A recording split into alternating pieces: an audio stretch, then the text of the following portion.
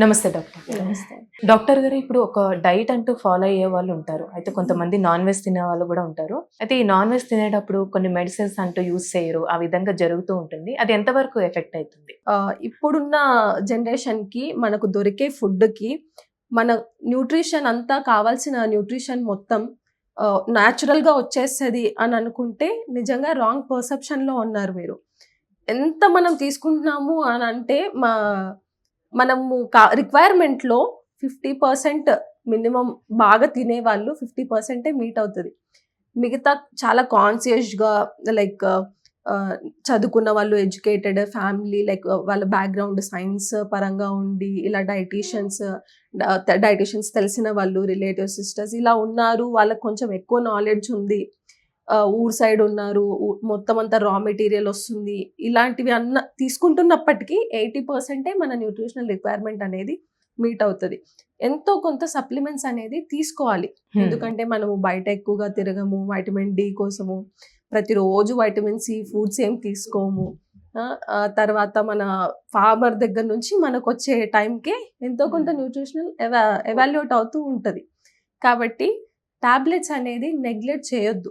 Tablets తీసుకుంటే లోపల వాళ్ళ పూర్వీకులు ఏమైనా తీసుకునే వాళ్ళ టాబ్లెట్స్ అని చెప్పేసి వితండవాదం చేస్తూ ఉంటారు. అలాంటిది కాకుండా బ్రెయిన్ డెవలప్మెంట్ అనేది ఫస్ట్ ట్రైమిస్టర్లో చాలా ఇంపార్టెంట్. అది దృష్టిలో పెట్టుకొని మీ గైనకాలజిస్ట్ టాబ్లెట్స్ ఇస్తూ ప్రిస్క్రిప్షన్ చేస్తూ ఉంటారు. కాల్షియం అనేది కూడా మనకు ఎంతవరకు ఇప్పుడు చాలా చూస్తూ ఉంటాం.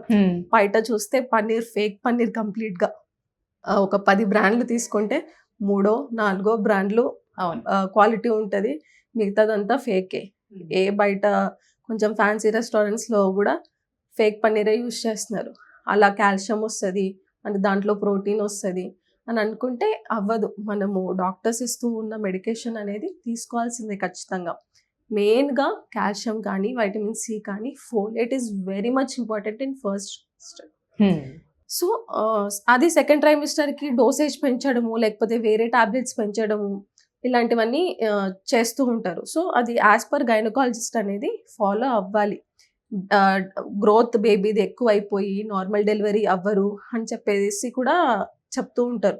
అలాంటివన్నీ ఏం చూసుకోకండి. మీరు కార్బోహైడ్రేట్స్ అనేది కొంచెం లిమిట్లో పెట్టుకొని, లేకపోతే సింపుల్ కార్బోహైడ్రేట్స్ అవాయిడ్ చేసి కాంప్లెక్స్ కార్బోహైడ్రేట్స్కి మారిపోయి ఈ టాబ్లెట్స్ కానీ, న్యూట్రిషనల్ యాజ్ అ డైటీషియన్ ఎవరైనా మీరు తెలిసిన వాళ్ళు కానీ కన్సల్టేషన్ తీసుకొని వాళ్ళతో ఎక్స్ప్లెనేషన్ క్లియర్గా చేయించుకున్నారు అని అంటే మీకు ఐడియా వాళ్ళు చెప్పినట్లు ఫాలో అవ్వడము మంచిది. మీ ప్రెగ్నెన్సీ జర్నీ అనేది స్మూత్గా అయిపోతుంది, మంచిగా డెలివరీ అవుతుంది. చెప్పిన డైట్ అంటూ ఫాలో అవుతే ఇలాంటి ప్రాబ్లమ్స్ అంటేనే ఉండవు కదా. అవునండి. Thank you so much.